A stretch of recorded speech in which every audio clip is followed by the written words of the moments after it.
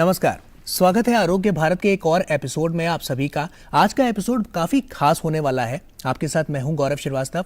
हमारे साथ आज काफ़ी खास मेहमान भी जुड़ेंगे और आपसे उनका तारुफ भी कराएंगे। लेकिन आपको बता दें, जिस तरह से स्वास्थ्य को लेकर हमेशा से देखा गया है कि लोगों की जो स्थितियां हैं वो आने वाले समय के हिसाब से और भी ज़्यादा बद से बदतर होती जा रही है। अब ऐसे में क्या उनको निवारण करना चाहिए, किस तरह से वो चीज़ों को अपनाएं, क्या उपाय करें, इसको लेकर हमेशा से एक असमंजस की स्थिति देखने को मिली है।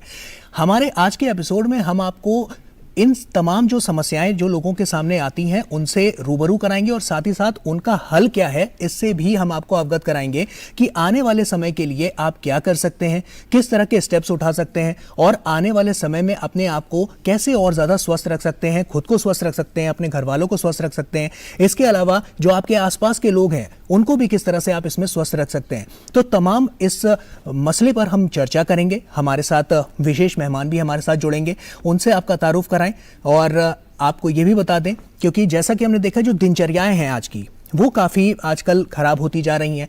पॉल्यूशन का स्तर किस तरह से दिल्ली में है, बड़े बड़े महानगरों में है, उसके अलावा किस तरह की स्थितियां होती हैं। जब भी मौसम में परिवर्तन आता है वहाँ भी हमने देखा है कि लोग परेशान हो जाते हैं, उनको कुछ तरह के सिम्टम्स होने शुरू हो जाते हैं, जैसे बुखार हो जाता है, खांसी हो जाती है, जुकाम हो जाता है।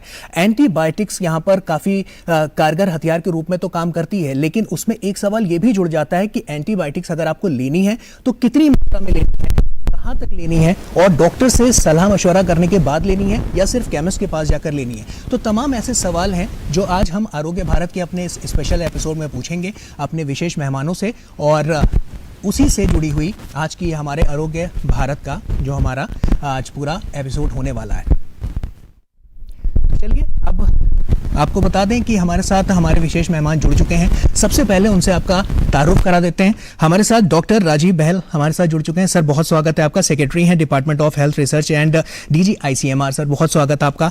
हमारे साथ डॉक्टर नीरजा बैनर्जी हैं, मैम बहुत स्वागत है आपका। इंचार्ज हैं intensive care unit RML hospital की।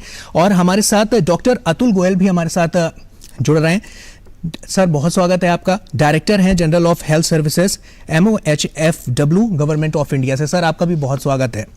तो सर सबसे पहले तो आप ही से शुरुआत करना चाहूँगा डॉक्टर साहब, डॉक्टर राजीव सर, कि अगर हम जब बात करते हैं, हम देखते हैं लोगों में इस तरह की स्थितियाँ पाई गई हैं, एंटीबायोटिक्स को लेकर लोग आगे बढ़ते हैं, खाते भी हैं उसे।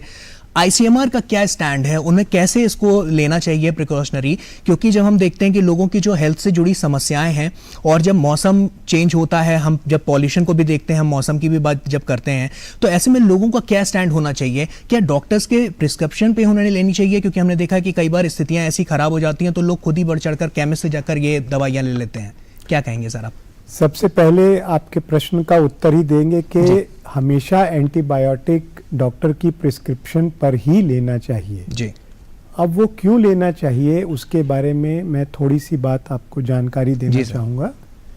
जब एंटीबायोटिक एक ऐसा हथियार है जिससे कि हमने इन्फेक्शियस डिजीज़ को, संक्रामक रोगों के ऊपर उसके ऊपर हमने कुछ कब्जा, कुछ उसको हमने दबा के रखा है, उसको हमने अपने को बचाया है। अगर आप 100 साल पहले जाएं जी, तो जिसको भी इन्फेक्शन हो जाती थी, किसी को अगर कुछ लग भी जाता था, चोट लग जाती थी, उसमें इन्फेक्शन हो जाता था, तो ज़्यादातर लोग मर जाया करते थे। जिस समय हमारे पास कोई एंटीबायोटिक नहीं था।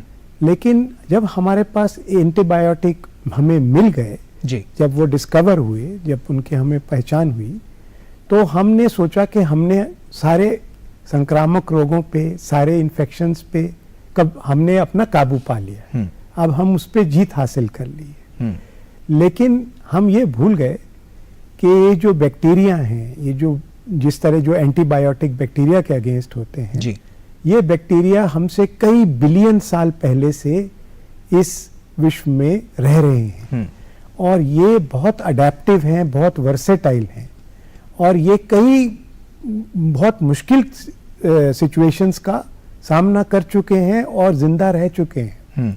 तो जो बीमारी पैदा करते हैं ये बैक्टीरिया, उनमें उन्होंने धीरे धीरे पिछले जब से ये एंटीबायोटिक यूज होने शुरू हुए, उन्होंने उसके खिलाफ अपने हथियार बनाने शुरू कर दिए। तो उसको हम एंटी माइक्रोबियल या एंटी बैक्टीरियल रेजिस्टेंस कहते हैं।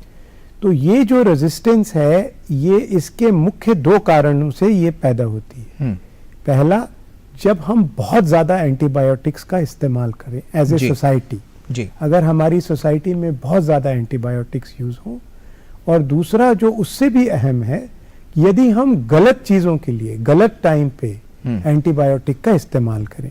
तो अब आपके प्रश्न का जो उत्तर था वो ये था कि आपको मान लीजिए खांसी जुकाम हुआ जी, उसमें से ज्यादातर खांसी जुकाम जरूरी नहीं है कि बैक्टीरियल इन्फेक्शन की वजह से हो, वो वायरल हो सकता है, वो एलर्जी हो सकता है, और उसमें एंटीबायोटिक की कोई आवश्यकता नहीं है जी। यदि हम उसमें एंटीबायोटिक लेंगे तो ओवर यूज होगा और वो हमें मुश्किल होगी। इसीलिए मैंने कहा कि इसलिए डॉक्टर की सलाह लें, उनको दिखाएं। अगर उनको ये लगेगा कि आपको बैक्टीरियल इन्फेक्शन है, तभी आपको एंटीबायोटिक देंगे, और तभी आप जो है वो एंटीबायोटिक लें तो उसका फायदा होगा। बिल्कुल मैम, अब आपसे शुरुआत करना चाहूँगा क्योंकि सर ने तो बहुत अच्छे से उसको डिस्क्राइब कर दिया। आप बताइए कि जैसा कि सर ने बोला कि डॉक्टर्स की सलाह से ही आप उसमें आगे बढ़ सकते हैं, लेकिन फिर भी कुछ लोग होते हैं जो केमिस्ट के पास जाते हैं और उनको हल्का सा सर्दी जुकाम होता है या कुछ भी होता है, तो उनको लगता है कि अगर हम एंटीबायोटिक ले लेंगे तो उससे वो ठीक हो जाएंगे। ऐसे लोगों के लिए क्या मैसेज आप देना चाहेंगे? उन लोगों के लिए सबसे पहले तो यही अवेयरनेस उनको स्प्रेड करना चाहिए। सबसे पहले बताना चाहिए कि कभी भी प्रिस्क्रिप्शन के बगैर एंटीबायोटिक नहीं लेना। एंटीबायोटिक ऐसी दवा नहीं है जो कि आप बिना डॉक्टर की सलाह के ले सकते हैं। जैसे सर ने अभी बताया कि अगर हम इसको ज़्यादा यूज़ करेंगे और गलत यूज़ करेंगे तो वो बैक्टीरिया जिसके खिलाफ ये एंटीबायोटिक्स काम कर रही हैं वो काम ही नहीं करेंगी, तो क्या फ़ायदा होगा? तो उससे हमें किसी भी तरह का कोई फ़ायदा नहीं होगा और नुकसान ही होगा। तो और बीमारी बढ़ती चली जाती है। और उसके अगेंस्ट सबसे बड़ी प्रॉब्लम यह है कि न्यू एंटीबायोटिक्स इतनी डिस्कवर नहीं हो रही हैं, और अगर हम इस तरह से मिसयूज़ करते चले जा रहे हैं, ज़्यादा यूज़ करते चले जा रहे हैं, तो रेजिस्टेंस बढ़ती चली जा रही है। तो आजकल जो हमारे सबके लिए जो बहुत ज़्यादा सेंसिटिविटी हो गई है कि सब लोग कह रहे हैं कि सोच के एंटीबायोटिक लो, बिना मतलब मत लो, ये सेंसिटाइज करना बहुत ज़्यादा ज़रूरी है कि अगर हम इस तरह से मिसयूज़ करेंगे तो हमारे पास दवाइयाँ बचेंगी ही नहीं। हम किस तरह से बड़ी बीमारियों से लड़ेंगे? छोटी छोटी बीमारियों के लिए अगर बड़ी बड़ी दवाइयाँ हम सिर्फ केमिस्ट के पास जाके ले लेंगे तो जब हमारे पास बड़ी बीमारी आएगी तो वो काम ही नहीं करेगी, क्योंकि वो मिसयूज़ हो चुकी है एंटीबायोटिक। यही रेजिस्टेंस है और इसी के बारे में जनरल लोगों को बताना है हमें।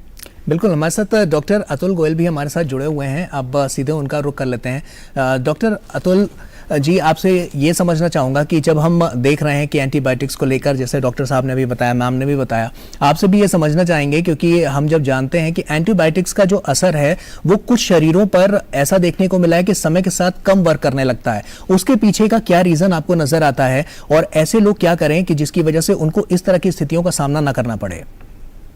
नहीं, सबसे पहले तो एंटीबायोटिक्स का कुछ शरीरों पे कम हो जाता नहीं है जी। एक्चुअली एंटीबायोटिक्स उन बैक्टीरिया पे असर करना बंद कर देते हैं जो हमें इन्फेक्शन करते हैं, और उसका कारण एंटीबायोटिक रेजिस्टेंस है। हमने पहले जब भी एंटीबायोटिक ली उसके बाद हमें इन्फेक्शन जो है वो रेजिस्टेंट बैक्टीरिया से होगा, और जब रेजिस्टेंट बैक्टीरिया से होगा तो एंटीबायोटिक असर नहीं करेगी। तो शरीरों का एंटीबायोटिक के इफेक्ट से कोई संबंध नहीं है जी। It is related to the infection जो रेजिस्टेंट बैक्टीरिया से हो रहा है। इनफैक्ट शरीर में शायद इन्फेक्शन से लड़ने की शक्ति है, और 90-95% इन्फेक्शन जो कॉमनली चेंज ऑफ सीजन पे होते हैं वो वायरल होते हैं, उनमें एंटीबायोटिक्स का कोई रोल ही नहीं है। मतलब यही एक चीज हमें कोविड में भी देखने को मिली थी, लोगों ने एजिथ्रोमाइसिन और डॉक्सीसाइक्लिन का खुद ही उपयोग किया जी, जिसकी कोई आवश्यकता नहीं थी, जिसके कारण आज हमें एजिथ्रोमाइसिन की रेजिस्टेंस काफी हद तक मिलने लगी है। पहले टाइफाइड फीवर के लिए बहुत अच्छी दवाई मानी जाती थी, पर आजकल जितने कल्चर्स आ रहे हैं उसमें टाइफाइड रेजिस्टेंट है एजिथ्रोमाइसिन को। तो शरीर और एंटीबायोटिक का कोई संबंध नहीं है कि वो इफेक्ट करेगी या नहीं, सीधा संबंध बैक्टीरिया से है। बिल्कुल सर, कोविड को लेकर जब हम बात करते हैं तो कोविड में भी इस तरह की तमाम स्थितियां लोगों के बीच देखने को मिली थी कि जहां पर उनकी जब इम्यूनिटी बूस्ट करने की बात आई थी तो वहां पर उन्होंने दवाइयां तो ली थी लेकिन वो उतनी कारगर साबित नहीं हो पाई थी। तो तमाम जगह ये भी देखा गया था कि एंटीबायोटिक्स, उसमें बड़ा योगदान वहां पर देखा गया था उनका, कि उसने भी वहां पर, क्योंकि कुछ लोगों को जो फीवर आ रहे थे, जो सिम्टम्स नजर आ रहे थे, उसमें भी काफी कमी पाई गई थी। इस पर आप क्या कहेंगे? देखिए, कोविड एक वायरल इन्फेक्शन था जी। कोविड इन्फेक्शन में पर से एंटीबायोटिक्स का रोल नहीं था, लेकिन जब कभी मॉडरेट टू सीवियर कोविड हुआ और उसमें सेकेंडरी बैक्टीरियल इन्फेक्शन हुआ, सिर्फ उसमें एंटीबायोटिक्स का रोल था। तो वहीं पर एंटीबायोटिक्स यूज होने चाहिए थे और वहीं पे वो कारगर सिद्ध हुए। हर कोविड इन्फेक्शन में एंटीबायोटिक्स ने वर्क किया, ये कहना गलत होगा। जी, ठीक है। तो ऐसे में हमारा ये कार्यक्रम काफ़ी महत्वपूर्ण है और तमाम जानकारियां भी इससे जुड़ी हुई हम आपके साथ साझा कर रहे हैं। हमारे साथ बड़ा पैनल, विशेष मेहमान हमारे साथ यहाँ पर जुड़े हुए हैं जो आपको पल पल की यहाँ पर जानकारी दे रहे हैं, जिससे आप कैसे सतर्क रह सकते हैं और अपने आप को और ज़्यादा स्वस्थ कर सकते हैं। लेकिन यहाँ एक छोटे से ब्रेक का वक्त हो गया है। ब्रेक के उस पार चर्चा अभी भी जारी है। REC unleashes the potential of energy. REC funds energy. Funding that catalyzes. Funding that inspires. Funding that transforms. For sustainability and reliability. For investment and development.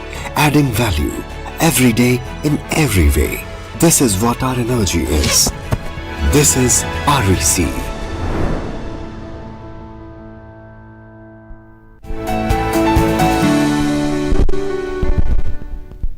Break के बाद एक बार फिर से आप सभी का स्वागत है। हमारे साथ विशेष मेहमान जुड़े हुए हैं और लगातार हम इस पर चर्चा भी कर रहे हैं कि किस तरह से आपको स्वस्थ जीवन मिले, आने वाली शैली जो आपकी हो वो और ज़्यादा बेहतर हो। इसको लेकर हम लगातार चर्चा कर रहे हैं। हमारे साथ डॉक्टर साहब भी हैं। डॉक्टर साहब, आपसे एक बार फिर से मेरा ये सवाल है, क्योंकि जब हम देखते हैं कि लोग जो हैं वो काफ़ी चीज़ों को लेकर क्यूरियस हो जाते हैं जब फैमिली की बात आती है, बच्चों की बात आती है।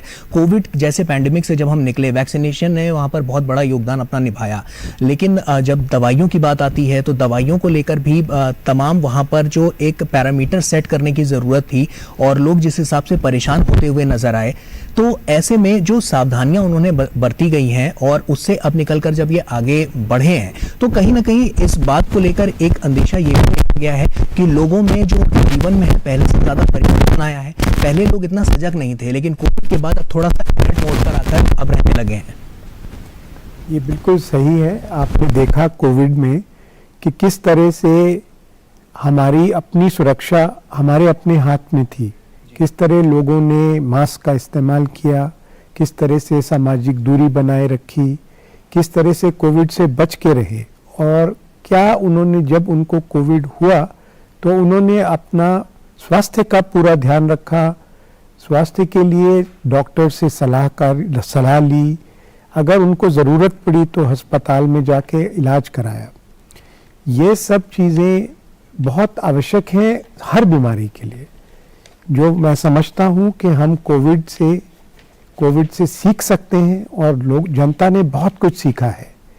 इस सीखने के साथ एक बहुत बड़ी सीख और सामने आई हमारे, कि जब भी कोई इस तरह की नई बीमारी हमारे सामने आती है तो हमें उसके अनुसंधान, उसके ऊपर रिसर्च की बहुत आवश्यकता पड़ी। हमें ये पता नहीं था कि ये बीमारी है क्या, ये कैसे होती है, ये इससे किस तरह से इसके जो अस्पताल में और किस तरह से इसकी वजह से मृत्यु हो सकती है। ये सब चीज़ें हमने रिसर्च से सीखी।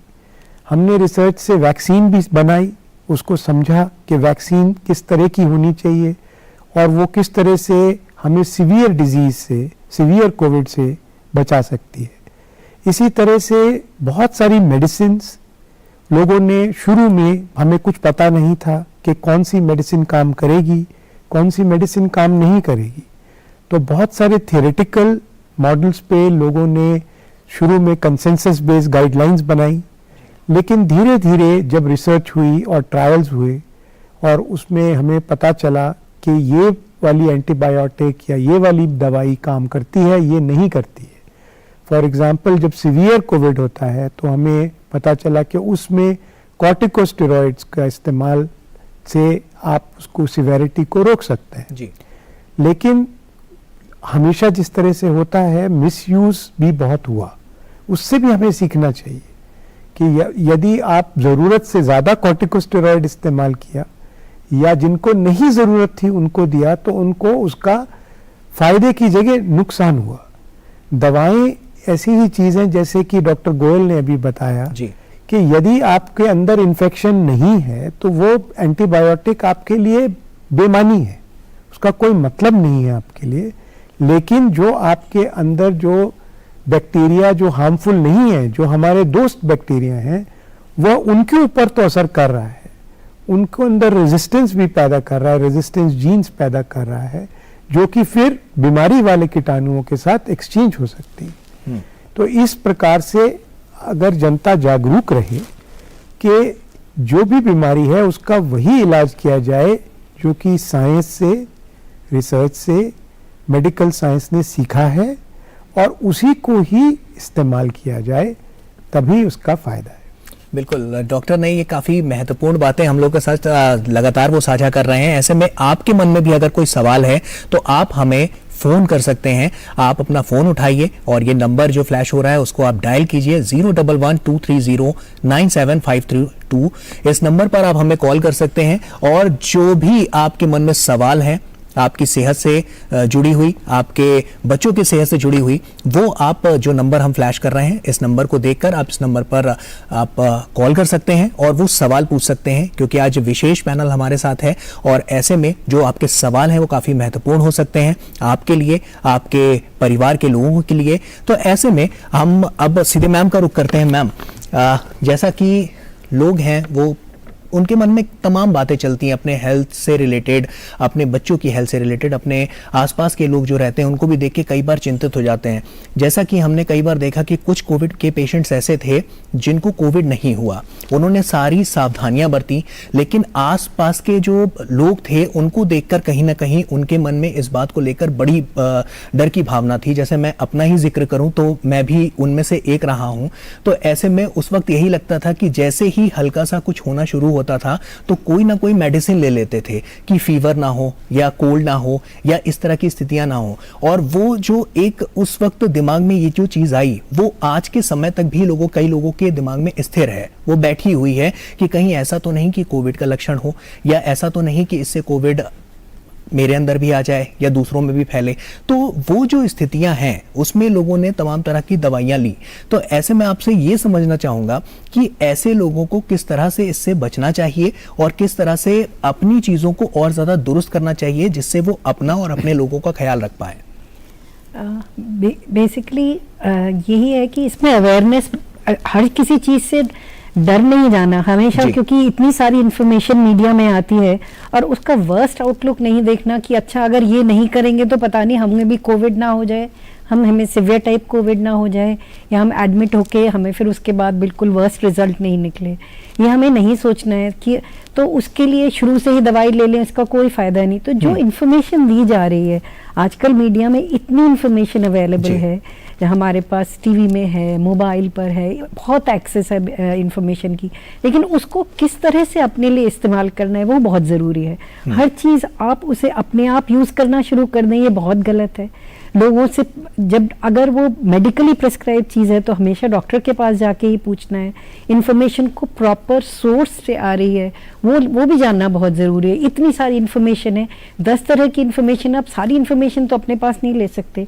और ये कोविड के टाइम में बहुत आया था, पता नहीं कितनी कितनी तरह की चीज़ें बताई गई थी जिससे प्रिवेंशन हो सकता है और जो कि ठीक नहीं थी। तो जो हमारे जो प्रॉपर सोर्स से इन्फॉर्मेशन आ रही है वो लें और हर चीज़ को ये ना सोचे कि वर्स्ट आउटकम हो जाएगा तो मैं सब कुछ अपने पे ट्राई कर लूँ। तो अपनी सेहत को ठीक रखने के लिए जो भी नॉर्मल चीज़ें हैं प्रॉपर ख्याल रखना ज़रूरी है। खाना खाना है, प्रॉपर डाइट करना है, अननेसेसरी मेडिकेशन नहीं करना है। अगर कोई बीमारी होती है तो डॉक्टर को दिखाना है, केमिस्ट के पास जाके दवाई नहीं लेनी है। ये चीज़ें सेंसिटाइज करना बहुत ज़रूरी है। और आजकल एक्सेस टू हॉस्पिटल्स या क्लिनिक्स, ये काफ़ी है। अब पेशेंट आराम से जा सकते हैं उनके पास, तो अपने जो भी प्रॉब्लम्स हैं उनका सोल्यूशन करके दवा लें। ऐसा नहीं करें कि अपने आप ही मेडिसिन लेना शुरू कर दें, अपने आप ही ये ना सोच लें कि अच्छा ये ना हो जाए इसलिए मैं पहले ही लेना शुरू कर दूं। ये बहुत ज़रूरी, ये डर निकालना बहुत ज़रूरी है, क्योंकि कोविड टाइम में मीडिया से इंफॉर्मेशन भी मिली तो साथ में डर भी आया, तो वो इंफॉर्मेशन को किस तरह से हमें प्रोसेस करना है ये बहुत इंपॉर्टेंट है। हर चीज को ये ना सोच लें कि वर्स्ट नहीं हो जाए। जी, डॉक्टर गोयल भी हमारे साथ लगातार जुड़े हुए हैं। डॉक्टर गोयल, आपसे यही समझना चाहूँगा सर कि जब हम देखते हैं तो जैसा मैम ने अभी बताया, काफ़ी बारीकी से उन्होंने हर डिटेलिंग में जाकर सारी चीज़ों को यहाँ पर सबके सामने रखा है। ऐसे में आपसे ये समझना चाहूँगा कि जैसे कई सारे लोग होते हैं वो केमिस्ट के पास इसलिए भी जाना प्रेफर करते हैं, उनको लगता है कि केमिस्ट के पास जाएंगे, कम दामों में उनको दवाई मिल जाएगी और उनका उपचार हो जाएगा, तो डॉक्टर की कहीं ना कहीं जो फीस है उससे वो बच जाएंगे। तो क्या ये एक सही डिसीजन हो सकता है उनका? नहीं, देखिए, बस जाके दवा लेना इस चीज पर डिपेंडेंट है। या तो आपने पहले खुद सोच लिया ये मुझे दवा चाहिए, या आपने केमिस्ट के ऊपर छोड़ दिया कि वो क्या दवा आपको देंगे, तो ये एटीट्यूड बिल्कुल गलत है जी। दूसरा, जैसे मैडम ने कहा वैसे ही मैं एक चीज बताना चाहूंगा, दवा ऐसा नहीं है कि रोग होने से रोक लेगी। आप पहले से क्रोसिन लेके रखेंगे तो आपको बुखार नहीं चढ़ेगा जी, आप कोई एंटीबायोटिक ले लेंगे तो आपको इन्फेक्शन नहीं होगा, ऐसा बिल्कुल नहीं है, ऐसा कदापि नहीं है, ये मन में आना भी नहीं चाहिए। हाँ, पहले आपको कुछ लक्षण हो बीमारी के, आप डॉक्टर के पास जाएंगे, उसमें डॉक्टर ये बताएंगे आपको कि किस लक्षण के लिए आपको दवा की आवश्यकता है भी या नहीं है। अक्सर ये देखा गया है कि अगर बुखार भी बहुत तेज नहीं है तो पैरासिटामोल या क्रोसिन की भी आवश्यकता नहीं है, वो बुखार अपने आप उतर जाता है। और ज्यादातर वायरल इन्फेक्शंस 2 से लेकर 5 दिन में सेल्फ लिमिटिंग इन्फेक्शंस होते हैं, उसमें हमें दवा की जरूरत नहीं होती। इसी तरह बच्चों में इन्फेक्शंस जब होते हैं, अक्सर ये देखा गया है कि पेरेंट्स जाके पीडियाट्रिशियन से डिमांड करते हैं कि अब 2 दिन से ऊपर हो गए बुखार का, आप एंटीबायोटिक दीजिए, जो भी गलत है। आपको एंटीबायोटिक या किसी भी दवा की डिमांड डॉक्टर से नहीं करनी है। जो भी डॉक्टर है वो अपनी प्रैक्टिस कर रहा है, उसे अच्छे से पता है कि कब किस वक्त किस दवा की आवश्यकता है, और ये नॉलेज केमिस्ट के पास नहीं होगी।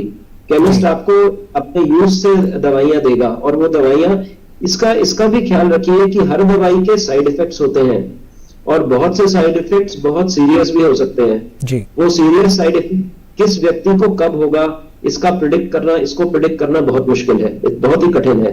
सो दवा का सेवन सिर्फ तभी करें जब उसकी अत्यंत आवश्यकता हो, अदरवाइज दवा का सेवन ना करें, न खुद से न केमिस्ट से लेके। जी डॉक्टर साहब, घरेलू नुस्खे भी कई बार देखे गए हैं कि लोग अपने आप से ही बनाना शुरू कर देते हैं, और कई बार उनको ये लगता है कि घरेलू नुस्खे से हम ज़्यादा जल्दी ठीक हो जाएंगे, अगर हम मेडिसिन वगैरह को अवॉइड करें तो हम घरेलू नुस्खों से भी जल्दी ठीक हो सकते हैं। लोगों का ये एक तरफ से मानना हो सकता है, लेकिन कई बार इसके ऐसे परिणाम पॉजिटिव वे में नहीं निकलकर सामने आए हैं। इस पर आप क्या कहेंगे? जो घरेलू नुस्खे हैं, जो घरेलू इलाज हैं, कुछ इलाज जैसे अगर मान लीजिए आपको खांसी है और आपने कुछ मुलट्ठी या तुलसी की चाय या कुछ ऐसा लिया, उससे गले को सूदिंग होती है जी। वो इवन कोई डॉक्टर भी मना नहीं करेगा, वो यही कहेगा कफ सिरप लेने से बेहतर है कि आप कोई इसके लिए, खांसी के लिए, यदि आपको जस्ट थोड़ी बहुत खांसी है और लगता है कि वायरल इन्फेक्शन है, आपको कुछ रिलीफ चाहिए, तो उसमें कोई बुराई नहीं है।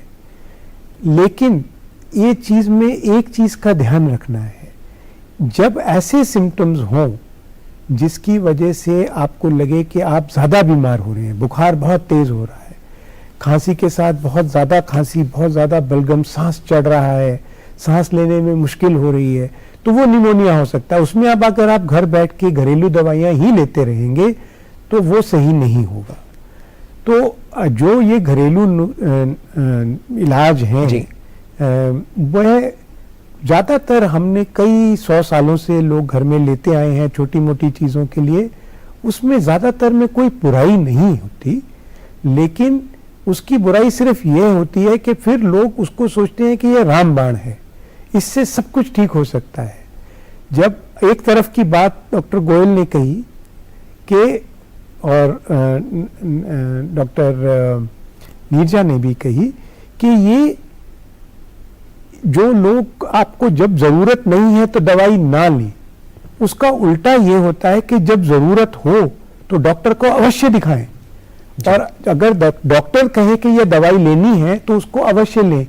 ऐसे भी बहुत सारे लोग होते हैं जो कहते हैं कि डॉक्टर ने कहा है, कह दिया, हम तो नहीं लेंगे दवाई, हम ब्लड प्रेशर की दवाई नहीं लेंगे, हम डायबिटीज की दवाई नहीं लेंगे। उससे क्या होता है? सर, हमारे साथ कॉलर्स भी जुड़ रहे हैं और हमारे साथ शिव प्रकाश हमारे साथ जुड़ रहे हैं गुरुग्राम से। पूछिए, आप क्या पूछना चाहते हैं? हेलो जी। हाँ सर, नमस्कार। सभी पैनल को मेरा नमस्कार जी। सर, मैं थोड़ा सा ये पूछना चाह रहा था कि जो एंटीबायोटिक का मिसयूज है या ज्यादा यूज होता है वो मोस्टली ये खांसी जुकाम वगैरह में होता है, तो इसमें इसको बचने के लिए जो आयुर्वेदिक मेडिसिन है, इन्हीं स्टेज पे आयुर्वेदिक मेडिसिन की यदि सलाह हो तो वो ली जा सकती है इसमें, तो एंटीबायोटिक से बचा जा सकता है। जी सर, आप अगर मुझे प्रश्न पूरी तरह से सुना नहीं, अगर मुझे सही समझ में आया, एक बार फिर से आप अपना जो आपने सवाल पूछा है वो एक बार फिर से दोहरा दें। मेरे से कह रहे हैं सर आप? जी जी जी। हाँ सर, मैं ये पूछ रहा था कि जो आपका ये सब्जेक्ट चल रहा है एंटीबायोटिक का मिसयूज या ज्यादा यूज, जी मोस्टली ये खांसी जुकाम वगैरह में मिसयूज होता है एंटीबायोटिक का, या मिसयूज मान लो आप जी। तो इनिशियल स्टेज में जो खांसी जुकाम है इसमें आयुर्वेदिक प्रिकॉशन जो है वो यूज किया जाए तो एंटीबायोटिक वगैरह से उससे बचा जा सकता है। तो अब मैं यही समझ रहा था, वो पूछ रहे हैं कि अगर यदि कोई उनको शुरू की इलाज कराना हो या शुरू में कोई बीमारी हो, वो आयुर्वेद के पास जाना चाहें, ये बिल्कुल अपना उनका फैसला है। आयुर्वेद में बहुत सारे बहुत अच्छे इलाज हैं जी, और उसका इलाज करना ज़रूरी है, लेकिन एक आयुर्वेदिक डॉक्टर्स भी जो हैं वो भी आपको यही कभी सलाह ये देंगे कि अब ये बीमारी जो है इसको अस्पताल में दाखिल करने की ज़रूरत है अगर बहुत सीवियर हुई, नहीं तो बिल्कुल सही है, आप आयुर्वेदिक इलाज ले सकते हैं, उसमें कोई भी किसी तरह का भी कोई मुश्किल नहीं है, क्योंकि आयुर्वेद में बहुत सारे इलाज ऐसे हैं जो बहुत अच्छे हैं। और इसी प्रकार से, लेकिन जैसे मैंने कहा कि वो आयुर्वेदिक डॉक्टर डिसाइड करेंगे, कि ये नहीं कि वो भी वहां पर आपने खुद ही सोच लिया कि मैंने कौन सी आयुर्वेदिक दवाई लेनी है जी। उसके लिए आयुर्वेद के स्पेशलिस्ट को, आयुर्वेद के प्रैक्टिशनर को आपको दिखाना चाहिए, उनकी सलाह लेनी चाहिए और उसके हिसाब से ही दवाई लेनी चाहिए। उसमें भी सेल्फ मेडिकेशन करना, स्वयं अपने आप दवाई लेना उतना ही खराब है जैसे कि आप एंटीबायोटिक या कोई मॉडर्न मेडिसिन या वेस्टर्न मेडिसिन को लेना खराब है। बिल्कुल, ये फैसला आप जरूर ले सकते हैं, लेकिन आप सावधानी जरूर बरतें, क्योंकि जितनी आप सावधानी बरतेंगे उतना ही आपका शरीर स्वस्थ होगा और उतने ही आप सजग होंगे अपने परिवार को भी संभालने में और अपने शरीर को भी संभालने में। एक छोटे से ब्रेक का यहाँ पर वक्त हो गया है, ब्रेक के उस पर चर्चा लगातार जारी है, काफी इंपॉर्टेंट टॉपिक है ये, तो कहीं मत जाइए, जल्द लौटते हैं। REC unleashes the potential of energy. REC funds energy. Funding that catalyzes. Funding that inspires. Funding that transforms. For sustainability and reliability. For investment and development. Adding value every day in every way. This is what our energy is. This is REC.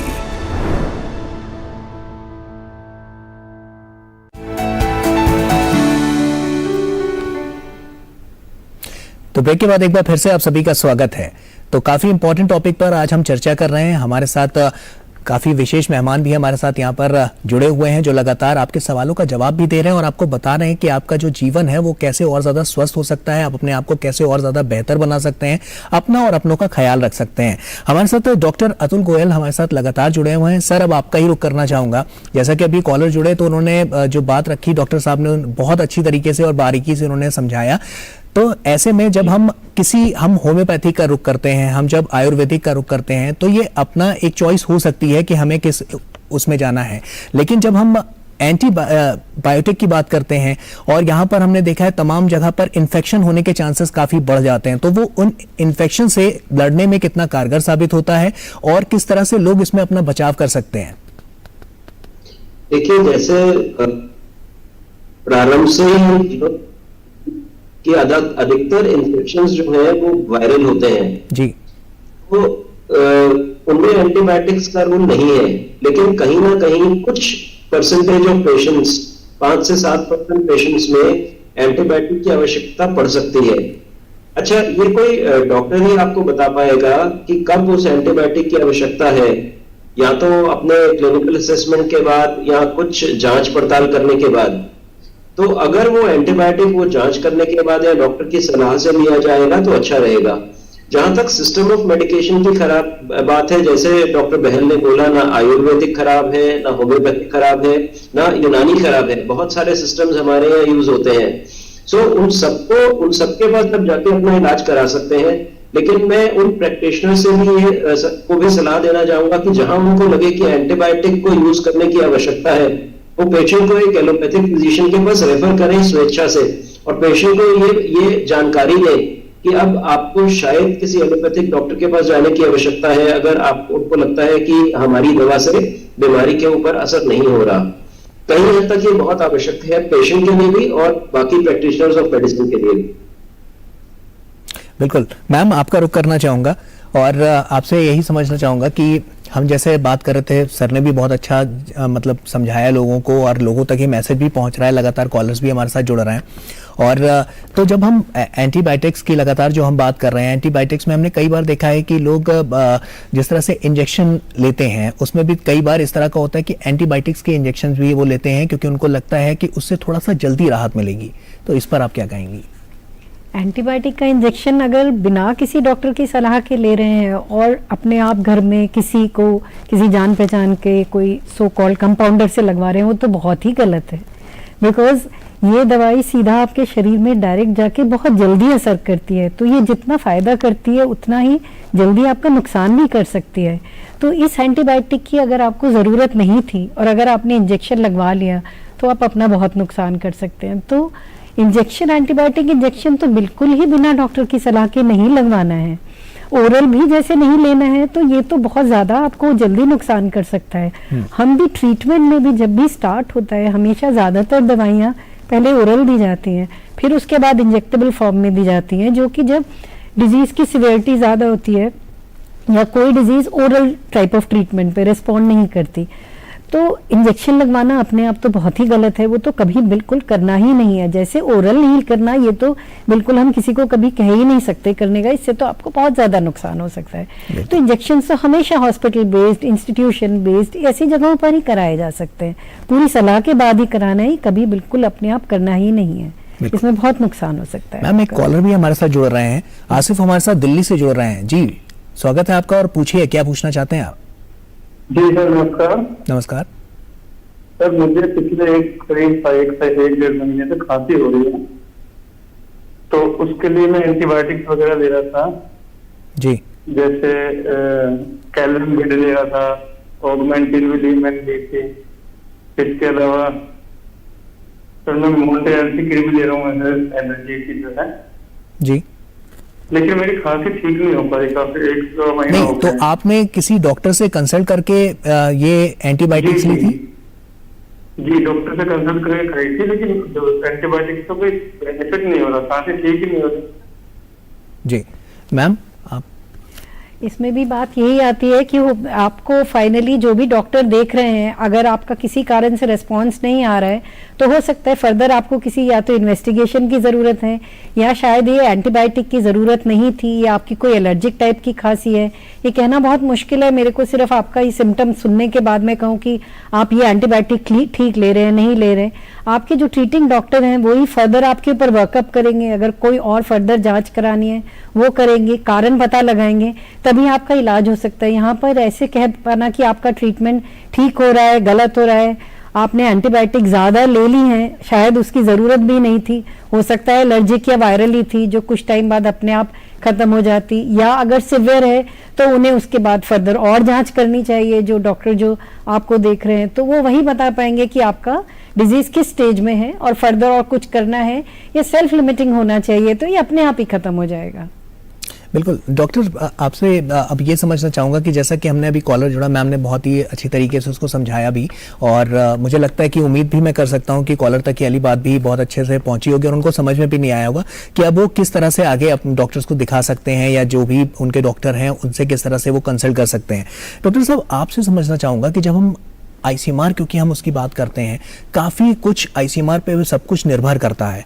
हमेशा इस बात को देखा जाता है कि कब उनकी रिपोर्ट आएगी, कब उनकी जो चीज़ें हैं जो जारी की जाती हैं, उससे लोगों को बड़ी उम्मीदें होती हैं। हमने कोविड में देखा है कि आईसीएमआर का जो डेटा रहा है उस पर सारी चीज़ें टिकी हुई थी और हमेशा देखते रहते, हर वीक उस चीज पर बड़ा गौर से उसको देखा गया है।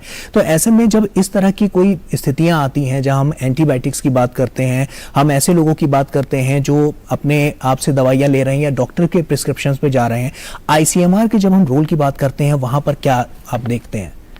ये बहुत ही आपने अच्छा प्रश्न पूछा कि क्योंकि एंटी माइक्रोबियल रेजिस्टेंस जिसके बारे में हमने सबने बात करी जी, वो एक ऐसी चीज़ है कि यदि अब वो बहुत बढ़ गई, जैसे कि डॉक्टर साहब ने पहले भी बताया आपको कि हमारे सब कॉलर्स को समझा, सब दर्शकों को समझाया था कि ऐसा हो सकता है, जो एक भयानक सिचुएशन है कि कोई भी एंटीबायोटिक काम नहीं करेगा, तो हम वापस सन 1928 में पहुंच जाएंगे, जहाँ पे कि हम किसी भी इन्फेक्शन का इलाज नहीं कर सकते थे। तो उससे बचने के लिए आईसीएमआर 5 तरह की चीजें कर रहा है। मैं आपको वो पांचों बताऊंगा। पहली सबसे जरूरी चीज जो है वो है कि आईसीएमआर इस एंटी माइक्रोबियल रेजिस्टेंस की सर्वेलेंस कर रहा है, उसको देख रहा है कि वो कहाँ है, कितनी बढ़ रही है, कहाँ से उसको, उसके क्या कारण हैं वगैरह, उसके ऊपर पूरी नजर रखी है। दूसरी चीज, ये जो एंटीबायोटिक रेजिस्टेंस है या नहीं है, इसको जानकारी में, इसके आपको पता होगा कि इसमें आपको पहले कल्चर करना पड़ता है, फिर उसकी सेंसिटिविटी देखनी पड़ती है, उसमें 2 या 3 दिन का समय लगता है। तो आईसीएमआर कुछ ऐसे रिसर्च प्रोजेक्ट्स कर रहा है, ऐसे अनुसंधान कर रहा है जिससे ये पता चले कि जल्दी से डायग्नोसिस हो जाए कि ये जो हम एंटीबायोटिक दे रहे हैं ये इस मेडिसिन को रेजिस्टेंट तो नहीं है, तो अगर यदि रेजिस्टेंट है तो वही मेडिसिन दी जाए, वही एंटीबायोटिक दिया जाए जिससे कि वो सेंसिटिव हो। तीसरी चीज, हम प्रिस्क्रिप्शन रिसर्च, हमने पिछले 5 साल में करीब 36,000 प्रिस्क्रिप्शंस को डॉक्टर्स की समझा है, पढ़ा है, और तो उसमें भी डॉक्टर्स में भी कई प्रिस्क्रिप्शन, ज्यादातर बहुत ठीक होती है, लेकिन कुछ 10 से 20% प्रिस्क्रिप्शंस भी गलत हैं, तो जो कि बहुत डेंजरसली गलत है, और करीब 40% सारी गाइडलाइन को फॉलो नहीं कर रही हैं। तो इनको ठीक करने के लिए डॉक्टर्स के लिए भी इसके ऊपर स्पेशल कोर्सेज किए जा रहे हैं और इसके लिए ऐप भी बनाए गए हैं जिससे कि डॉक्टर्स को ये पता चले कि इस बीमारी के इस सिचुएशन में हमें एंटीबायोटिक यूज करना है, इसमें नहीं करना है। इसके अलावा 2 बहुत अहम बातें हैं जो चौथी और 5वीं जी, कि अल्टीमेटली हमको इन्फेक्शन से बचना ही सबसे बड़ी बात है कि आप अगर इन्फेक्शंस ना हो तो उससे एंटीबायोटिक का प्रेशर कम होगा, एंटीबायोटिक्स कम इस्तेमाल होंगे। तो यदि हम अपने जीवन में इन्फेक्शन से बच सकें, हाइजीन जैसे हाथ धोना बार बार, जैसे कोविड में था, इसी प्रकार से हाथ धोना, हाइजीन करना, अपने आसपास सफाई रखना, स्वच्छता रखना। अब जैसे डॉक्टर साहब अपने हॉस्पिटल में आईसीयू में काम करती हैं, अब उस आईसीयू में भी नोजोकोमियल इन्फेक्शन यानी कि जो अस्पताल से मिली हुई इन्फेक्शंस भी हो जाती है, उसके खिलाफ हमारा सबसे बड़ा हथियार वही है कि वो उनको कैसे प्रिवेंट करना। तो उसके ऊपर भी बहुत सारे अनुसंधान, हम नए नए तरीके उसमें खोज रहे हैं जी। और सबसे मुश्किल काम जो है वो है नए एंटीबायोटिक ढूंढना। लेकिन मैं सारे दर्शकों को ये अवगत कराना चाहता हूं कि जो हम सोच रहे थे कि हम जितनी जल्दी नए नए एंटीबायोटिक, नए नए एंटीमाइक्रोबियल ढूंढ लेंगे, उस पेस से हम नहीं ढूंढ पा रहे हैं। तो हमारी एंटीबायोटिक ढूंढने की गति बहुत धीमी है और एंटीबायोटिक की रेजिस्टेंस होने की गति बहुत तेज है। इसीलिए ये बहुत बड़ा विषय बन चुका है और हमें अगर आज नहीं संभलेंगे तो हमें इसके ऊपर बहुत ज़्यादा इसका रिजल्ट बहुत अच्छा नहीं होगा। बिल्कुल, ये देखा भी जा रहा है क्योंकि जो आंकड़े निकलकर सामने आ रहे हैं वो लगातार इस बात को दर्शा भी रहे हैं। डॉक्टर साहब, आपने बहुत ही अच्छी तरीके से और बारीकी से इस बात को यहाँ पर रखा है और सिलसिलेवार तरीके से जब हम देखें कि इस तरह के जो पेशेंट्स होते हैं उनमें इस तरह की जो स्थितियां पाई जाती हैं वो कहीं ना कहीं बहुत ज़्यादा परेशानी का सबब बनती हैं, उनके लिए भी और उनके घर वालों के लिए भी। तो ऐसे में बचाव ही इससे एक सबसे बड़ा उपाय यहाँ पर निकल कर सामने आता है। और आप डॉक्टर से कंसल्ट करिए, आपके साथ जो बीमारी है उसको बारीकी से जानिए, समझिए और उसके बाद जिस तरह की जो स्थितियां हैं उनसे निपटने के लिए डॉक्टर जो आपको सजेस्ट करते हैं आप वो मानकर चलिए। उनके सुझाव आपको और आपके परिवार को सुरक्षित रख सकते हैं। एक छोटे से ब्रेक का यहां पर वक्त हो गया है और जल्द लौटते हैं। बने रहिए हमारे साथ। REC unleashes the potential of energy. REC funds energy. Funding that catalyzes. Funding that inspires.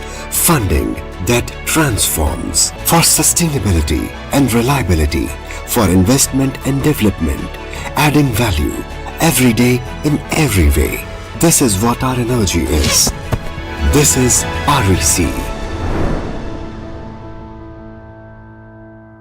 हमने फसल बीमा योजना को अधिक प्रभावी बनाया, उसके दायरे में ज्यादा किसानों को लाए। नहीं है डर नहीं फिकर, मिली हमें नई डगर, फसल का करवा के बीमा किसान की चिंता को छीना, हुआ सुरक्षित कल सुरक्षित फसल निश्चित किसान, फसल बीमा सबका समाधान। आज ही प्रधानमंत्री फसल बीमा योजना से जुड़ें और फसल नुकसान से होने वाली आर्थिक हानि से निश्चिंत हो जाएं, ताकि प्राकृतिक और स्थानीय आपदा पर भी फसल नुकसान होने पर आप उसकी सही कीमत पाएं।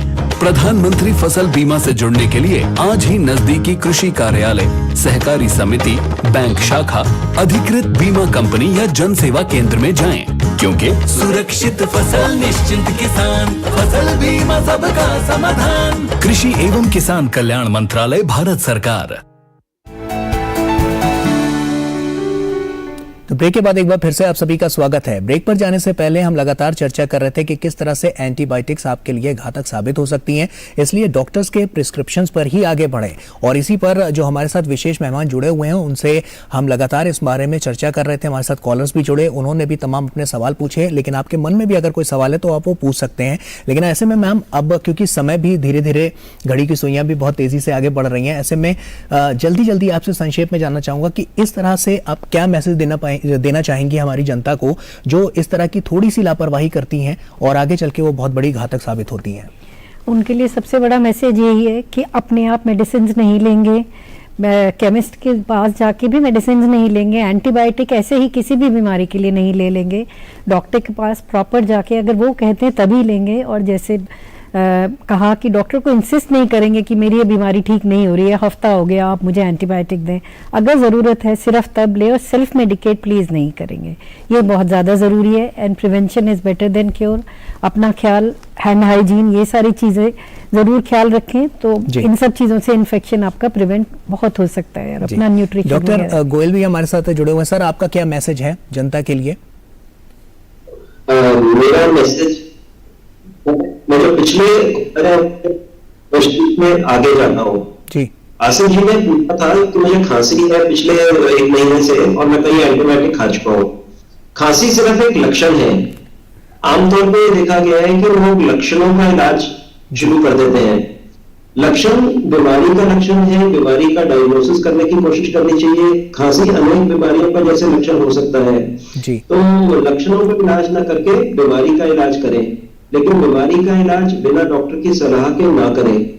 और न सिर्फ एंटीबायोटिक, कोई भी दवा बिना डॉक्टर की सलाह के ना लें। जैसे फॉर एग्जांपल आप मलेरिया का इलाज केरोसिन से नहीं करेंगे, बुखार की गोली से नहीं करेंगे, वैसे ही खांसी का इलाज भी एंटीबायोटिक से नहीं हो सकता। खांसी का कारण पता लगना पड़ेगा, तभी उस खांसी का इलाज हो पाएगा जी। सो ये मैसेज देना चाहूंगा कि दवा से जितना दूर रहे अच्छा है। डॉक्टर सलाह दे तो दवा लीजिए, ठीक है। वरना ना लीजिए। लेकिन ठीक है ऐसा सर। भी नहीं जैसे डॉक्टर राजीव वैद ने कहा कि मैंने ब्लड प्रेशर जी। की बीमारी की दवाई आपको दी और आपने कहा मुझे ज्यादा पता है, मुझे दवाई की आदत पड़ जाएगी, मैं नहीं लूंगा। ठीक है। वो हानिकारक और काफी ठीक है सर, घातक सिद्ध हो क्योंकि सकता है। माफी चाहूंगा, समय हमारे पास बहुत ही सीमित है। और सर, अब फुल एंड फाइनल आप क्या कहेंगे, एक छोटा सा मैसेज लोगों के लिए? सबसे छोटा मैसेज यही है कि अपने स्वास्थ्य का जो पॉजिटिव तरीके से आप अपने को बचा के रखें। जी। अगर खास तौर पे आज जो हमने इन्फेक्शंस की बात की, इन्फेक्शंस को कंट्रोल करने का सबसे अच्छा तरीका वही है कि आप स्वस्थ रहें। स्वास्थ्य के लिए आप एक्सरसाइज करें, आप अपना भोजन सही करें, आप स्वच्छता रखें, जी। आप अपने हाथों को धोते रहें।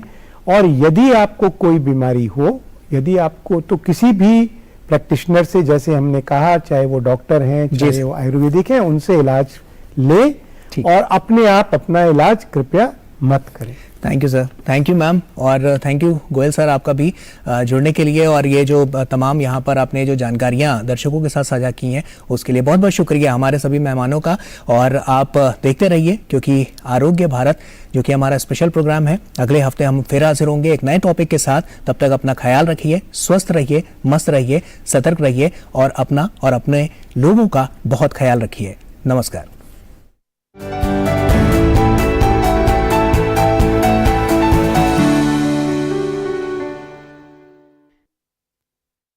न्यूज नाइट के प्रायोजक हैं वंडर